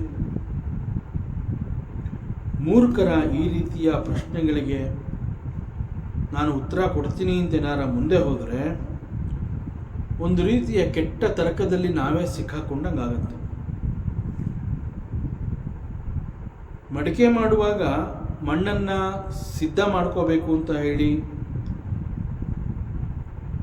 ಅದಕ್ಕೆ ಒಂದು ಸ್ಪೇಸ್ ಬೇಕು. ನಂತರ ಚರಕವನ್ನು ಉಪಯೋಗಿಸಿ ಮಡಿಕೆಯನ್ನು ಕುಂಬಾರ ಮಾಡ್ತಾನೆ. ಆ ರೀತಿಯಲ್ಲಿ ಒಂದು ಜಗತ್ತನ್ನು ನಿರ್ಮಾಣ ಮಾಡಲು ಯಾವ ಮೆಟೀರಿಯಲ್ನ ಪರಮಾತ್ಮ ಯೂಸ್ ಮಾಡಿದ್ದಾನೆ? ಚರಕ ಆರ್ ದ ಇನ್ಸ್ಟ್ರುಮೆಂಟ್, ಅದು ಯಾವುದು? ಮತ್ತು ಕುಂಬಾರನಂತೆ ಪರಮಾತ್ಮ ಎಲ್ಲಿ ಕುಳಿತು ಈ ಲೋಕಗಳನ್ನು ಮಾಡಿದ, 3 ಲೋಕಗಳನ್ನು ಮಾಡಿದ ಅಂತ ಹೇಳ್ತೀರ. ಮಾಡೋದಕ್ಕೆ ಒಂದು ಸ್ಪೇಸ್ ಬೇಕು. Then what is that space? So ಎಲ್ಲಿ ಕುಳಿತು ಇವನ್ನೆಲ್ಲ ಮಾಡ್ದ? ಒಂದು ಮಡಿಕೆ ಮಾಡೋದಕ್ಕೆ ಮಣ್ಣನ್ನು ಸಿದ್ಧಪಡಿಸ್ಕೊಳ್ಳೋದಕ್ಕೆ ಎಲ್ಲೋ ಒಂದು ಕಡೆ ಕುಂಬಾರ ಕೂತ್ಕೊಂಡು ಆ ಮಣ್ಣನ್ನೆಲ್ಲ ಹದ ಮಾಡಿಕೊಂಡು ಆಮೇಲೆ ಚರಕವನ್ನು ಉಪಯೋಗಿಸ್ಕೊಂಡು ತನ್ನ ಕೌಶಲ್ಯದಿಂದ ಒಂದು ಮಡಿಕೆಯನ್ನು ಮಾಡಿದ ಕುಂಬಾರ.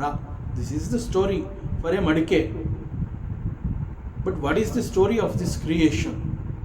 ಪರಮಾತ್ಮ ಯಾವ ಜಾಗದಲ್ಲಿ ಕುಳಿತು ಯಾವ ಮೆಟೀರಿಯಲ್ಗಳನ್ನ ಉಪಯೋಗಿಸಿಕೊಂಡು ಯಾವ ಟೂಲ್ ಅವನ ಬಳಿ ಇತ್ತು ಇವೆಲ್ಲವನ್ನ ಇಟ್ಕೊಂಡು ಅವನು ಎಲ್ಲಿ ಕುಳಿತು ಇಷ್ಟು ದೊಡ್ಡ ಪ್ರಪಂಚವನ್ನು ಅವನು ಕ್ರಿಯೇಟ್ ಮಾಡ್ದ?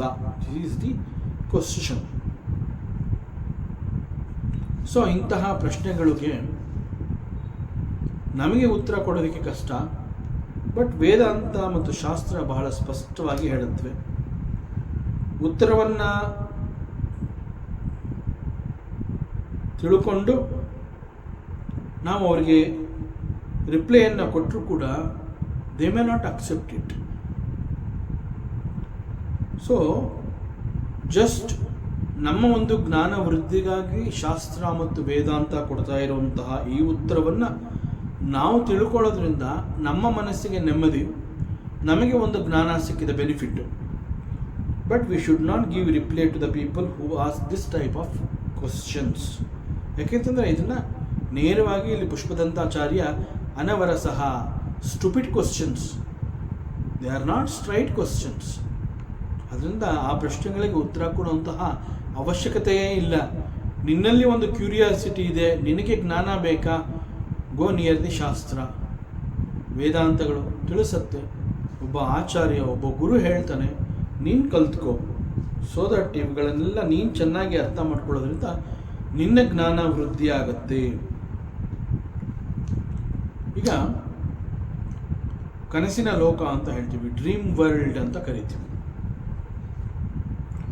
ಈ ಕನಸಿನ ಲೋಕ ಅನ್ನುವಂತಹದ್ದು ಹೇಗೆ ಹುಟ್ಟುತ್ತೆ, ನಾವೇ ಪ್ರಶ್ನೆ ಮಾಡ್ಕೋಬೇಕು. ಸೊ ನಾವೇನು ಮಾಡ್ತೀವಿ, we all create our own dream world. ನಮ್ಮದೇ ಕನಸಿನ ಲೋಕಗಳನ್ನು ನಾವೇ ಸೃಷ್ಟಿ ಮಾಡ್ಕೋತೀವಿ. ಸೊ ನಮ್ಮ ಕನಸಿನ ಲೋಕವನ್ನು ಬೇರೆ ಯಾರೂ ಸೃಷ್ಟಿ ಮಾಡಿಲ್ಲ. ನನ್ನ ಡ್ರೀಮ್ ವರ್ಲ್ಡ್ ಅನ್ನುವಂತಹದ್ದನ್ನು ನಾನೇ ಸೃಷ್ಟಿ ಮಾಡ್ಕೊಂಡಿದ್ದೀನಿ ಅನ್ನುವಂತಹದ್ದು ಮೊದಲು ಚೆನ್ನಾಗಿ ನಮಗೆ ಅರ್ಥ ಆಗಬೇಕು. ಸೊ ಇಲ್ಲಿ ಅವರ ಪ್ರಶ್ನೆ ಏನು, ಚಾರ್ವಾಕರ ಟೈಪ್ ಆಫ್ ಪೀಪಲ್, ಅವರ ಪ್ರಶ್ನೆ ಏನು, ಪರಮಾತ್ಮ ಯಾವ ಆಸೆಯನ್ನು ಇಟ್ಕೊಂಡು ಈ ಒಂದು ಸೃಷ್ಟಿಯನ್ನು ಹೊರತಂದ ಅನ್ನುವಂತಹದ್ದು ಅವರ ಪ್ರಶ್ನೆ. ಈಗ ಕನಸಿನ ಲೋಕ ಅಂತ ಹೇಳಿದಾಗ that is also another world, dream world. ಈ ಡ್ರೀಮ್ ವರ್ಲ್ಡ್ ಕೂಡ ನಾವೇ ಸೃಷ್ಟಿ ಮಾಡ್ಕೊಳ್ತಾ ಇದ್ದೀವಿ ಅಂತ ನಮಗೆ ಗೊತ್ತಾಗೋದಿಲ್ಲ ಆಗ. ಯಾಕೆಂತಂದರೆ ವಿ ಆರ್ ಇನ್ ದಟ್, ಆ ಒಂದು ಕನಸಿನ ಲೋಕ ಅಂತ ಹೇಳಿ ಅಲ್ಲಿ ಬರ್ತಾ ಇರುವಂತಹ ಕನಸನ್ನು ನಾವು ಅನುಭವಿಸ್ತಾ ಅದರ ಜೊತೆಗೆ ಹೋಗ್ತಾ ಇರ್ತೀವಿ. ಆದ್ದರಿಂದ ಇದು ಕನಸಿನ ಲೋಕ ಅಂತ ನಮಗೆ ಗೊತ್ತಾಗೋದೇ ಇಲ್ಲ. ಆದ್ದರಿಂದ ಈ ಕನಸಿನ ಲೋಕವನ್ನು ನಾವೇ ಸೃಷ್ಟಿ ಮಾಡ್ಕೊಂಡಿದ್ದೀವಿ ಅನ್ನುವಂತಹದ್ದು ಕೂಡ ನಮ್ಮ ಅರಿವಿಗೆ ಕನಸಿನ ಸಮಯದಲ್ಲಿ ಗೊತ್ತಾಗೋದಿಲ್ಲ. ಸೊ ಒಟ್ಟಿನಲ್ಲಿ ನಮ್ಮ ಕನಸಿನ ಲೋಕವನ್ನು ನಾವೇ ಸೃಷ್ಟಿ ಮಾಡ್ಕೋತಾ ಇದ್ದೀವಿ, ಇಟ್ಸ್ ಓಕೆ. ಅಲ್ಲಿ ಆಸೆ ಯಾವುದು, what is the desire? The desire ಯಾವುದು ಅಂತಂದರೆ it is based on our impressions, experiences. ಈಗ ದೇರ್ ಈಸ್ ಎ ರೋಪ್, ಒಂದು ಹಗ್ಗ ಇದೆ. ಬಟ್ ಯಾವುದೋ ಒಂದು ಸಂದರ್ಭದಲ್ಲಿ this rope it appeared as snake.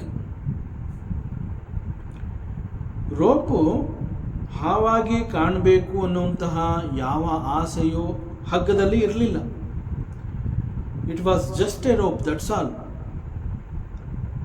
But at that particular time rope by its very nature appeared as a snake.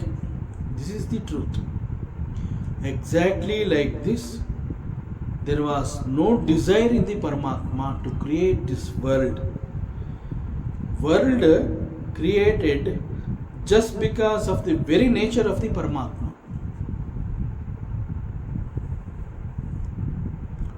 So there is no desire. Kim Kaya, with which body it is created? Our next question.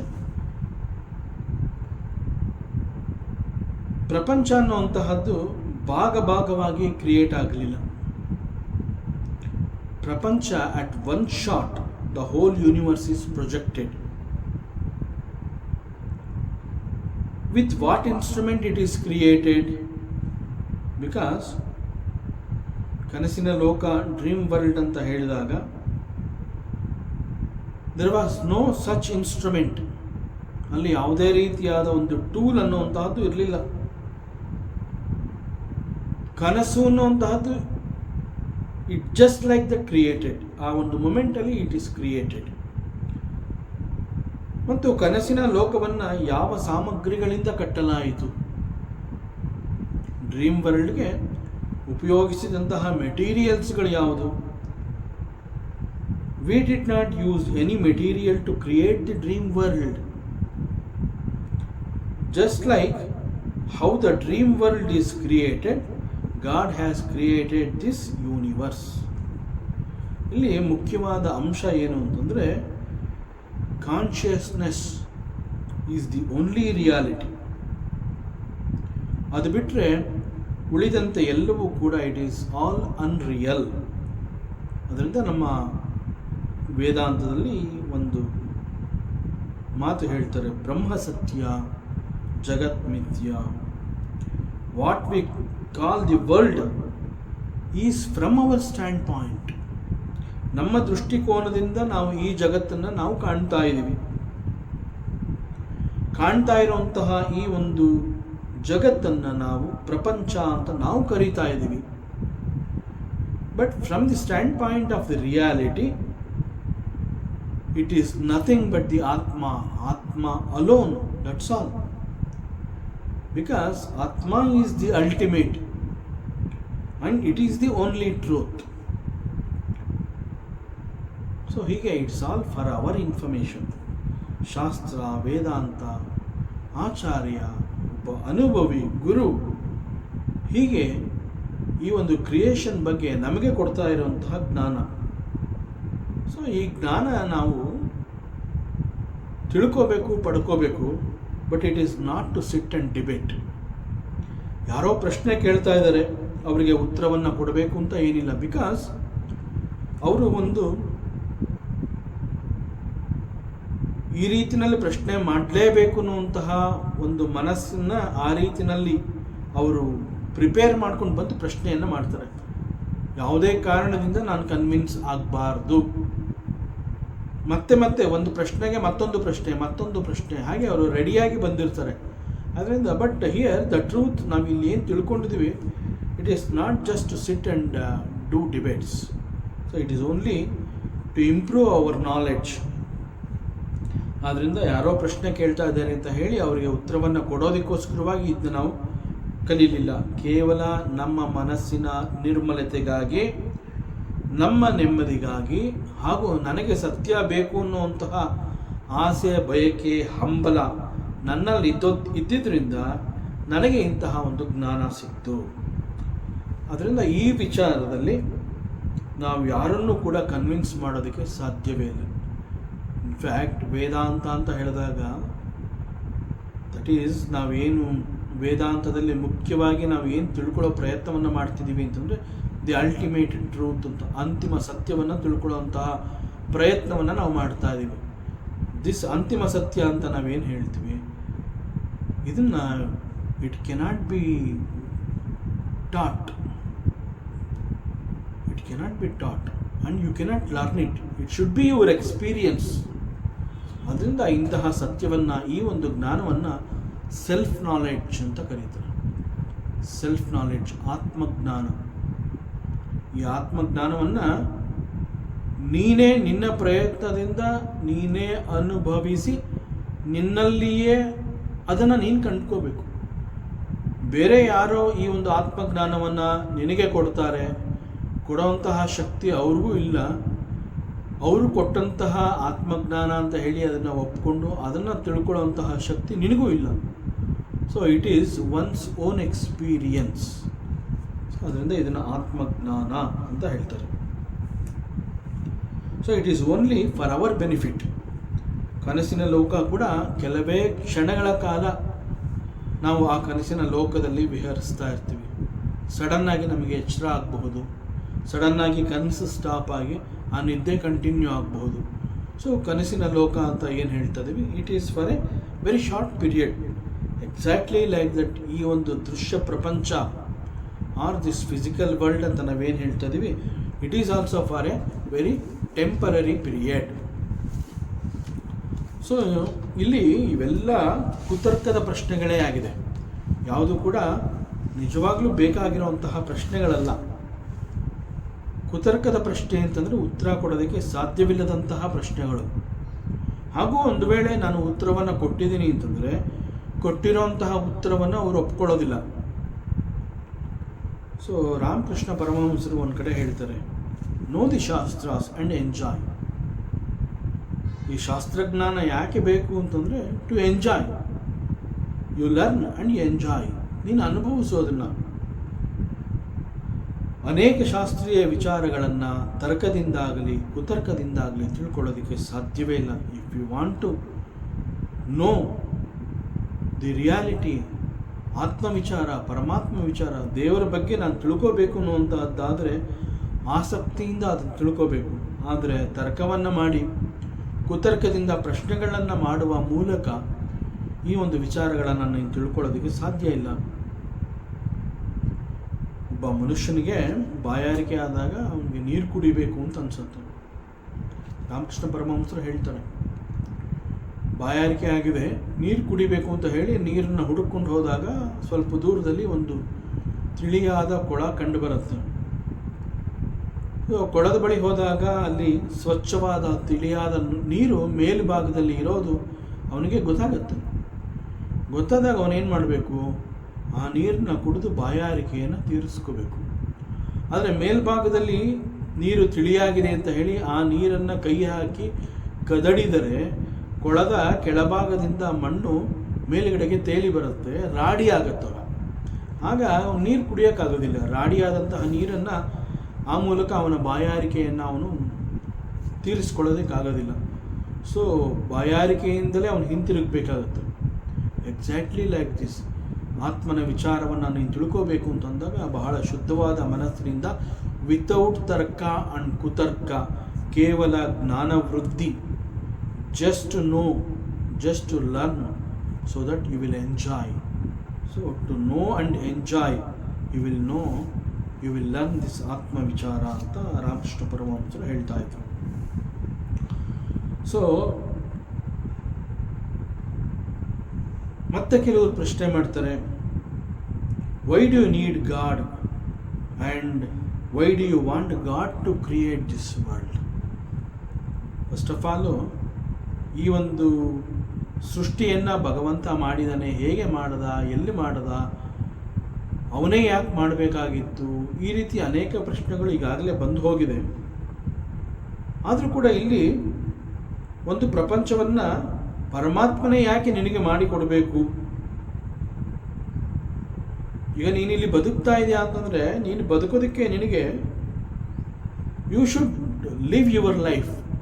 Y you need God for that? ಇಂತಹ ಪ್ರಶ್ನೆಯನ್ನು ಕೂಡ ಮಾಡ್ತಾರೆ. ದೇವರಿಲ್ಲದೆ ನಿನಗೆ ಬದುಕೋದಕ್ಕೆ ಸಾಧ್ಯ ಇಲ್ವಾ ಹಾಗಾದರೆ?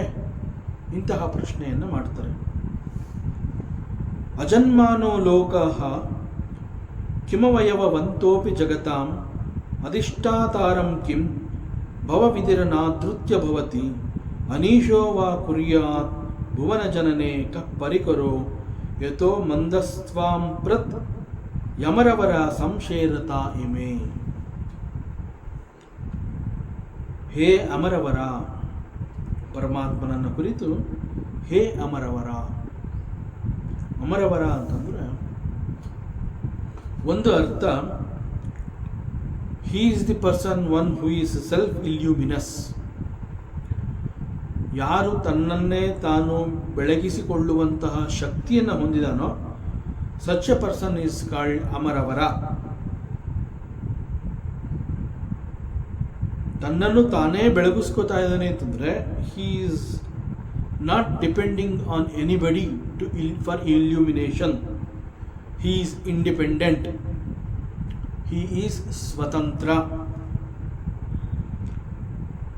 ತಾನು ಬೆಳಗ್ತಾ ಇದ್ದೀನಿ ಅನ್ನುವಂತಹದ್ದಕ್ಕೆ he is not depending on anybody. He is ಸ್ವಯಂ ಪ್ರಕಾಶ, ಸ್ವಯಂ ಪ್ರಭಾ ಶಕ್ತಿಯನ್ನು ಹೊಂದಿರುವಂತಹವನವನು. And who is he? He is none other than the Lord Shiva. ಅವಯವವಂತಹ ಅಪಿ ಲೋಕಾಃ ಅಜನ್ಮಾನೋ ಕಿಂ. In spite of being with the parts, he is unborn. ಈ ಪ್ರಪಂಚ ಅನ್ನುವಂತಹದ್ದು ಅನೇಕ ಭಾಗಗಳಿಂದ ಕೂಡಿರುವಂತಹದ್ದು ದಿಸ್ ಲೋಕ. ಈ ಲೋಕದಲ್ಲಿ ಕೆಲವುಗಳು ಇನ್ಕ್ಲೂಡಿಂಗ್ ದಿ ಜೀವ ಅಂಡ್ ದಿ ಅದರ್ಸ್, ಅವುಗಳ ಜೊತೆನಲ್ಲೇನೆ ಹೇ ಪರಮಾತ್ಮ ನೀನು ಕೂಡ ಇದೆಯಾ, you are here only, because ನೀನು ಎಲ್ಲೆಲ್ಲೂ ಇರುವಂತಹವನು, ಸರ್ವಾಂತರ್ಯಾಮಿ, ಎಲ್ಲರ ಒಳಗೂ ಹೊರಗೂ ಎಲ್ಲೆಲ್ಲೂ ಇರುವಂತಹವನು, ಯು ಆರ್ ಎವ್ರಿವೇರ್. ಸೊ ನೀನು ಕೂಡ ಈ ಒಂದು ಲೋಕದಲ್ಲಿ ಇಲ್ಲಿ ಜೀವ ಜಡಗಳ ಮಧ್ಯದಲ್ಲಿ ನೀನು ಕೂಡ ಇದೆಯಾ. ಬಟ್ ಯು ಆರ್ ಅನ್ಬಾರ್ನ್, ನಿನಗೆ ಹುಟ್ಟು ಅನ್ನುವಂತಹದ್ದೇ ಇಲ್ಲ, ನಿನಗೆ ಜನ್ಮ ಅನ್ನುವಂತಹದ್ದಿಲ್ಲ, ನಿನಗೆ ಹುಟ್ಟು ಅಥವಾ ಜನ್ಮ ಅನ್ನುವಂತಹದ್ದು ಇಲ್ಲ. ಹುಟ್ಟು ಅಥವಾ ಜನ್ಮ ಅಂತ ಹೇಳಿ ಅವುಗಳನ್ನು ನೀನು ತೆಗೆದುಕೊಂಡಿಲ್ಲ. ಆದರೆ ಈ ಲೋಕದಲ್ಲಿ ಯಾವುದಕ್ಕೆ ಒಂದು ಹುಟ್ಟು ಅನ್ನುವಂತಹದ್ದಿದೆ ಅಥವಾ ಯಾರು ಒಂದು ಜನ್ಮವನ್ನು ತಗೊಂಡು ಬಂದಿದ್ದಾರೆ ಅಂತ ಹೇಳ್ತಾರೆ, ಆ ಹುಟ್ಟು ಜನ್ಮಗಳನ್ನು ಪಡೆದುಕೊಂಡಂತಹ ಇವುಗಳು they are with many parts, ಅನೇಕಗಳಿಂದ ಕೂಡಿರುವಂತಹದ್ದು. ಯಾವುದೇ ಒಂದು ಅನೇಕಗಳಿಂದ ಕೂಡಿದೆ ಅಂತಂದಾಗ ಅವುಗಳು ಈ ಜಗತ್ತಿಗೆ ಜನ್ಮದ ಮೂಲಕವೇ ಪ್ರವೇಶವನ್ನು ಪಡಿಬೇಕು. That is we call it ಹುಟ್ಟು. ಸೊ ಹುಟ್ಟುವ ಮೂಲಕ ಅವುಗಳು ಅನೇಕಗಳಿಂದ ಕೂಡಿ ಇಲ್ಲಿಗೆ ಬರುತ್ತವೆ. ಮತ್ತು ಯಾವುದೆಲ್ಲವೂ ಇಲ್ಲಿ ಜನ್ಮ ಅಂತ ಈ ಲೋಕದಲ್ಲಿ ತಗೊಳ್ಳತ್ವೆ ಅವುಗಳು ದೇ ಆರ್ ನಾಟ್ ಎಟರ್ನಲ್, ಅವುಗಳು ಶಾಶ್ವತ ಕೂಡ ಅಲ್ಲ. ಯಾವಾಗ ಬಂದಂತಹ ಅವುಗಳನ್ನು ಹುಟ್ಟು ಅಂತ ನಾವು ಕರಿತೀವಿ, ಅವುಗಳಿಗೆ ನಾಶ ಆರ್ ದ ಮರಣ ಈಸ್ ಗ್ಯಾರಂಟಿ. ಸೊ ದೇಹ ಅಂತ ಹೇಳಿದಾಗ ದೇಹದಲ್ಲಿ ಅನೇಕ ಭಾಗಗಳನ್ನು ನಾವು ನೋಡ್ತೀವಿ. ಅದರಿಂದ ಇಲ್ಲಿ ಶಾಸ್ತ್ರ ಏನು ಹೇಳುತ್ತೆ, ಬಾಡಿ ಈಸ್ ಎನ್ ಅಸೆಂಬ್ಲೇಜ್. ಸೊ ಈ ದೇಹ ಅನ್ನುವಂತಹದ್ದು ಅನೇಕಗಳಿಂದ ಕೂಡಿರುವಂತಹದ್ದು, ಮತ್ತು ಇದು ಹುಟ್ಟು ಅಂತ ಹೇಳಿ ಈ ಲೋಕವನ್ನು ಪ್ರವೇಶಿಸಿದಾಗ it has got A date of birth. ಒಂದು ನಿಶ್ಚಿತವಾದ ಸಮಯದಲ್ಲಿ ಅದು ಇಲ್ಲಿಗೆ ಬಂದಿರುತ್ತೆ. And finally it will die on A particular day, on A certain day. ನಮ್ಮ ಶಾಸ್ತ್ರ ಮತ್ತು ಪರಮಾತ್ಮನನ್ನು ಏಕಃ ಅಂತ ಕರೆಯುತ್ತೆ, ಜೀವನನ್ನು ಏಕಃ ಅಂತ ಕರೆಯೋದಿಲ್ಲ. ಪರಮಾತ್ಮನನ್ನು ಏಕಃ ಅಂತ ನಾವು ಕರಿತೀವಿ. ಇಲ್ಲಿ ಏಕಃ ಅಂತ ಕರೆದಿರೋದ್ರಿಂದ ಅಲ್ಲಿ ಅನೇಕಗಳು ಇಲ್ಲ ಅನ್ನುವ ಅರ್ಥವನ್ನು ಕೂಡ ಕೊಡುತ್ತೆ. ದಟ್ ಮೀನ್ಸ್ ಯಾವ ಪರಮಾತ್ಮನನ್ನು ನಾವು ಏಕಃ ಅಂತ ಕರೀತಾ ಇದ್ದೀವಿ ಅವನಲ್ಲಿ ಭಾಗಗಳು ಇಲ್ಲ. ಸೊ ಅವನಲ್ಲಿ ಭಾಗಗಳು ಇಲ್ಲ ಅಂತ ಆಗಿರೋದ್ರಿಂದ he is one only, he is hole. ಆದ್ದರಿಂದ ಪರಮಾತ್ಮನನ್ನು ನಾವು ಪೂರ್ಣ ಅನ್ನುವ ಹೆಸರಿನಿಂದ ಕೂಡ ಕರೀತೀವಿ. ಸೊ ಈ ಪ್ರಕಾರ ಪೂರ್ಣ ಮೀನ್ಸ್ ಏಕಃ, ಈ ಅರ್ಥ ಕೂಡ ಇದೆ. ಮತ್ತು ಪೂರ್ಣಕ್ಕೆ ಏನಾದರೂ ಮತ್ತಷ್ಟನ್ನು ನಾವು ಸೇರಿಸಿದಾಗಲೂ ಕೂಡ ಅದು ಪೂರ್ಣವೇ ಆಗಿರುತ್ತೆ. ಮತ್ತು ಪೂರ್ಣದಿಂದ ಕೆಲವುಗಳನ್ನು ಹೊರತೆಗೆದಾಗ ಕೂಡ ಅದು ಪೂರ್ಣವೇ ಆಗಿರುತ್ತೆ. That is the nature of the ಪೂರ್ಣತ್ವ. ಸೊ ಹೇ ಭಗವಂತ, ಯು ಆರ್ ಸಚ್ ಎ ಪೂರ್ಣ ಪುರುಷ, ಪೂರ್ಣ ವಸ್ತು. ಈ ಅಮರವರ ಅನ್ನುವಂಥದ್ದು ಈ ಅರ್ಥವನ್ನು ಕೂಡ ಕೊಡುತ್ತೆ. ಅಮರ ಅಂತಂದರೆ there is no death. Why there is no death? Because there is no birth. Simple. ಯಾವುದಕ್ಕೆ ಹುಟ್ಟು ಅನ್ನುವಂತಹದ್ದಿದೆ that will see an end. But ಭಗವಂತ ಅಥವಾ ಪರಮಾತ್ಮ ಅಂತ ಹೇಳಿದಾಗ he is unborn. He is unborn. ಅವನು ಎಂದಿನಿಂದನೂ ಇರೋಂತಹವನು. ಸಿನ್ಸ್ ಹಿ ಈಸ್ ಅನ್ಬಾರ್ನ್, ಅವನಿಗೆ ನಾಶ ಅನ್ನುವಂತಹದ್ದು ಕೂಡ ಇಲ್ಲ. ದಟ್ ಈಸ್ ಅಮರ. So there is no death. ಅಮರ. ವರ ಅಂತಂದರೆ ಸ್ಪೆಷಲ್, ಶ್ರೇಷ್ಠ. ಸೊ ಅಮರವರ, ಹೇ ಭಗವಂತ, ಯು ಆರ್ ಪೂರ್ಣ ಅಂಡ್ ಯು ಆರ್ ಶ್ರೇಷ್ಠ. There is no death for you. You are such a ಶ್ರೇಷ್ಠ ಪುರುಷ. ಮತ್ತು ಇಲ್ಲಿ ಮತ್ತೊಂದು ಪ್ರಶ್ನೆ ಕೂಡ ಇದೆ. God is not required to create this world. ಈ ಚಾರ್ವಾಕರು ಪ್ರಶ್ನೆ ಮಾಡ್ತಾರೆ, God is not required to create this world. So God is not required ಅನ್ನೋದಾದರೆ ವಿ ಕೆನಾಟ್ ಕಾಲ್ ಪರಮಾತ್ಮ ಆ್ಯಸ್ ಅ ಸೃಷ್ಟಿಕರ್ತ. ನಾವು ಅವನನ್ನು ಕ್ರಿಯೇಟರ್ ಅಂತ ಕೂಡ ಕರೆಯೋದಕ್ಕೆ ಸಾಧ್ಯ ಇಲ್ಲ. God is not required to create this world ಅಂದಾಗ it also gives us a message that this ಪ್ರಪಂಚ ಈಸ್ ಎಟರ್ನಲ್.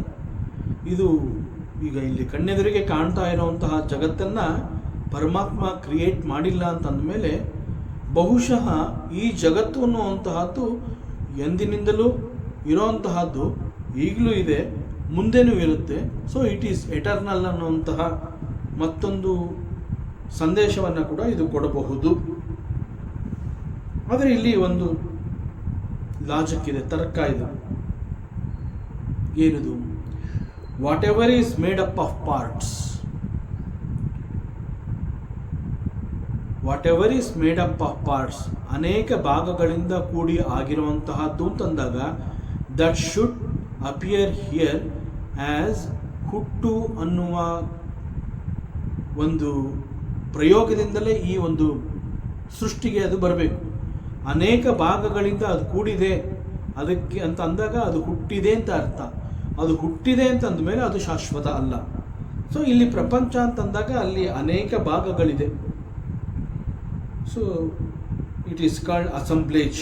ಮತ್ತು ಇದು ಹೀಗೆ ಅನೇಕಗಳಿಂದ ಕೂಡಿದೆ ಅಂತಂದ ಮೇಲೆ ಅದಕ್ಕೆ ಒಂದು ಜನ್ಮ ಅನ್ನುವಂತಹದ್ದು ಬೇಕೇ ಬೇಕು. ಸೊ ಇದಕ್ಕೆ ಯಾವುದೇ ಒಂದು ಉದಾಹರಣೆಯನ್ನು ನಾವು ತಗೋಬಹುದು. ಪ್ರಪಂಚ ಅಂತ ಮಾತ್ರ ಅಲ್ಲ, ಯಾವ ಒಂದು ವಸ್ತುವನ್ನು ಉದಾಹರಿಸಿ ಕೂಡ ನಾವು ಮಾತನಾಡಬಹುದು. ಅದು ಯಾವುದೇ ಆಗಿರಲಿ, ಅದಕ್ಕೂ ಹಲವಾರು ಭಾಗಗಳಿದೆ ಅಂದಾಗ ಅದು ಎಂದೋ ಒಂದು ದಿನ ಇಲ್ಲಿ ಹುಟ್ಟಿರೋದ್ರಲ್ಲಿ ಅನುಮಾನವಿಲ್ಲ. ಈ ಕಾರಣದಿಂದಲೇ ಇನ್ಕ್ಲೂಡಿಂಗ್ ದಿ ಬಾಡಿ, ದೇಹಕ್ಕೆ ಅನೇಕ ಭಾಗಗಳಿದೆ. So it is an assemblage, body is an assemblage. ಆದ್ದರಿಂದ ದೇಹಕ್ಕೆ ಒಂದು ಹುಟ್ಟಿದ ದಿನ ಅನ್ನುವಂತಹದ್ದಿದೆ. ಅದೇ ರೀತಿ ದೇಹ ಅಂತ ನಾವೇನು ಒಂದು ಉದಾಹರಣೆ ಕೊಡ್ತಾ ಇದ್ದೀವಿ, ಅದೇ ರೀತಿ ಮತ್ತೊಂದು ಉದಾಹರಣೆಗೆ ಒಂದು ಕಾರ್ ಅಂತ ನಾವು ಹೇಳ್ತೀವಿ. ಸೊ ಈ ಕಾರ್ ಅಂತಂದಾಗ ಕೂಡ ಅಲ್ಲಿ ಅನೇಕ ರೀತಿಯ ಪಾರ್ಟ್ಸ್ಗಳಿದೆ. ಟಯರ್ಸ್ ಇದೆ, ಟ್ಯೂಬ್ಗಳಿದೆ, ಡ್ರೈವಿಂಗ್ ವೀಲ್ ಇದೆ, ಎಂಜಿನ್ ಇದೆ, ಹೀಗೆ ಅನೇಕ ಸೀಟ್ ಇದೆ, ಎಲೆಕ್ಟ್ರಿಕ್ ಬಲ್ಬ್ಗಳು ಬೆಳಕು ಕೊಡುವಂತಹ ವ್ಯವಸ್ಥೆ ಇದೆ. ಸೊ ಒಂದು ಕಾರ್ ಅಂತಂದಾಗ ಹೀಗೆ, ಒಂದು ಮನೆ ಅಂತಂದಾಗಲೂ ಕೂಡ ಅಲ್ಲಿ ವರಾಂಡ, ರೂಮು, ಹಾಲು, kitchen, dining, bedroom, bathroom, toilet, ಹೀಗೆ ಮನೆ ಅಂತಂದಾಗ ಕೂಡ ಅಲ್ಲಿ ಅನೇಕ ಭಾಗಗಳಿದೆ. ಅದರಿಂದ ಯಾವುದೇ ರೀತಿ ಒಂದು ಕಾರ್ ಆಗಿರಬಹುದು, ಮನೆ ಆಗಿರಬಹುದು, ಇವೆಲ್ಲವುಗಳಿಗೂ ಕೂಡ ಅನೇಕ ಭಾಗಗಳಿದೆ ಅಂತಂದಾಗ ಇವುಗಳು ಎಂದೋ ಒಂದು ದಿನ ನಿರ್ಮಾಣವಾಗಿರೋದರಲ್ಲಿ ಸಂಶಯ ಇಲ್ಲ. ಯಾವತ್ತೋ ಒಂದಿನ ನಿರ್ಮಾಣ ಅಂತಂದರೆ ಅಂತಹ ದಿನ ಅದು ತಮ್ಮ ಹುಟ್ಟನ್ನು ಪಡ್ಕೊಂಡಿದೆ. ಸೊ ಸೂಕ್ಷ್ಮವಾಗಿ ಚಿಂತನೆ ಮಾಡಿದಾಗ ವೇದಾಂತ ಭಗವಂತನನ್ನು ಪೂರ್ಣಃ ಆರ್ ಏಕಃ ಅಂತ ಯಾಕೆ ಕರೆದಿದೆ ಎನ್ನುವಂತಹದ್ದು ಗೊತ್ತಾಗುತ್ತೆ. Because he is eternal, he is ಶಾಶ್ವತ. ಆತ್ಮವಸ್ತು ಅಂತಂದರೆ ಈಸ್ ಎ ಶಾಶ್ವತ ವಸ್ತು. ಸೊ ಅವನಿಗೆ ಹುಟ್ಟು ಅನ್ನುವಂತಹದ್ದಿಲ್ಲ. ಪರಮಾತ್ಮ ಮೊದಲಿನಿಂದಲೂ ಇರುವಂತಹವನು. ಅವಯವವಂತಹ ಅಪಿಲೋಕಾಹ ಅಜನ್ಮಾನ ಕಿಂ. ಸೊ ಪರಮಾತ್ಮ ಯಾಕೆ ನಾವು ಅವನನ್ನು ಏಕಃ ಅಂತ ಕರಿತೀವಿ? ವೈ ಹಿ ಈಸ್ ಕಾಲ್ಡ್ ಪೂರ್ಣಃ. ಮತ್ತು ಜೀವ ಮತ್ತು ಜಡಗಳು ಅಂತ ಇಲ್ಲಿ ಈ ಒಂದು ಪ್ರಪಂಚದಲ್ಲಿ ಅನೇಕ ವಸ್ತುಗಳನ್ನು ನೋಡಿದಾಗ ಅವುಗಳಿಗೆ ಅನೇಕ ಭಾಗಗಳಿದೆ ಅಂತ ಗೊತ್ತಾಯಿತು. ಪರಮಾತ್ಮ ಅಂತ ಹೇಳಿದಾಗ he is the one and he is ಏಕಃ, ಹೀ ಈಸ್ ಎ ಪೂರ್ಣಃ. ಆದ್ದರಿಂದ ಅವನಿಗೆ ಹುಟ್ಟು ಅನ್ನುವಂತಹದ್ದಿಲ್ಲ. ಅವನನ್ನು ಹೊರತುಪಡಿಸಿ ಈ ಲೋಕದಲ್ಲಿ ಯಾವ್ಯಾವುದನ್ನು ನಾವು ನೋಡ್ತಾ ಇದ್ದೀವಿ ಅವೆಲ್ಲವನ್ನು ನಾವು ದೃಶ್ಯವಸ್ತು ಅಂತ ಕರಿತಾ ಇದ್ದೀವಿ. ಆ ಎಲ್ಲ ದೃಶ್ಯ ವಸ್ತುಗಳು ಕೂಡ ಅನೇಕ ಬೇರೆ ಬೇರೆ ಭಾಗಗಳಿಂದ ಆಗಿರುವಂತಹದ್ದು, ಇನ್ಕ್ಲೂಡಿಂಗ್ ದಿ ಜೀವ ಅಂಡ್ ದಿ ಜಡ. ಸೊ ಯಾವುದಕ್ಕೆ ಈ ರೀತಿಯ ಅನೇಕ ಭಾಗಗಳು ಅನ್ನುವಂತಹದ್ದಿದೆ, ಅವುಗಳೆಲ್ಲವೂ ಒಂದು ಜನ್ಮ, ಒಂದು ಹುಟ್ಟು ಅಂತ ಹೇಳಿ ಈ ಪ್ರಪಂಚಕ್ಕೆ ಪ್ರವೇಶವನ್ನು ಪಡೆದಿದೆ. ದಟ್ ಪ್ರವೇಶ ಈಸ್ ಕಾಲ್ಡ್ ದಿ ಜನ್ಮ ಆ್ಯಂಡ್ ಯಾವತ್ತೋ ಒಂದು ದಿನ ಅವು ಜನ್ಮವನ್ನು ತಗೊಂಡಿದೆ ಅಂತಂದಾಗ ಅವು ದೇ ಆರ್ ಶಾಶ್ವತ ಅಲ್ಲ. ಮುಂದೆ ಎಂದೋ ಒಂದು ದಿನ they should see an end. ಅವುಗಳಿಗೆ ಎಂದೋ ಒಂದು ದಿನ ನಾಶ ಆರ್ ದಿ ಮರಣ ಅನ್ನುವಂತಹದ್ದು ಕಟ್ಟಿಟ್ಟ ಬುದ್ಧಿ, ಅದು ಗ್ಯಾರಂಟಿ ಆಗುವಂತಹದ್ದು. ಮತ್ತಷ್ಟು ವಿಚಾರಗಳಿದೆ, ಮುಂದಿನ ಅವಕಾಶದಲ್ಲಿ ಮತ್ತೆ ಮುಂದುವರಿಸೋಣ. ಓಂ ಪೂರ್ಣಮದ ಪೂರ್ಣಮಿದಂ ಪೂರ್ಣಾತ್ ಪೂರ್ಣಮುದಚ್ಯತೆ ಪೂರ್ಣಸ್ಯ ಪೂರ್ಣಮಾದಾಯ ಪೂರ್ಣಮೇವಾವಶಿಷ್ಯತೆ. ಓಂ ಶಾಂತಿ ಶಾಂತಿ ಶಾಂತಿ. ಹರಿ ಓಂ. ಶ್ರೀ ಗುರುಭ್ಯೋ ನಮಃ. ಹರಿ ಓಂ. ಈ ದಿನದ ಪ್ರವಚನ ಸೇವೆಯನ್ನು ಪರಮಾತ್ಮ ಶ್ರೀಕೃಷ್ಣನ ಪಾದಚರಣಗಳಿಗೆ ಅತ್ಯಂತ ಭಕ್ತಿಯಿಂದ ಶ್ರದ್ಧೆಯಿಂದ ಅರ್ಪಿಸೋಣ. ಶ್ರೀಕೃಷ್ಣಾರ್ಪಣಮಸ್ತು.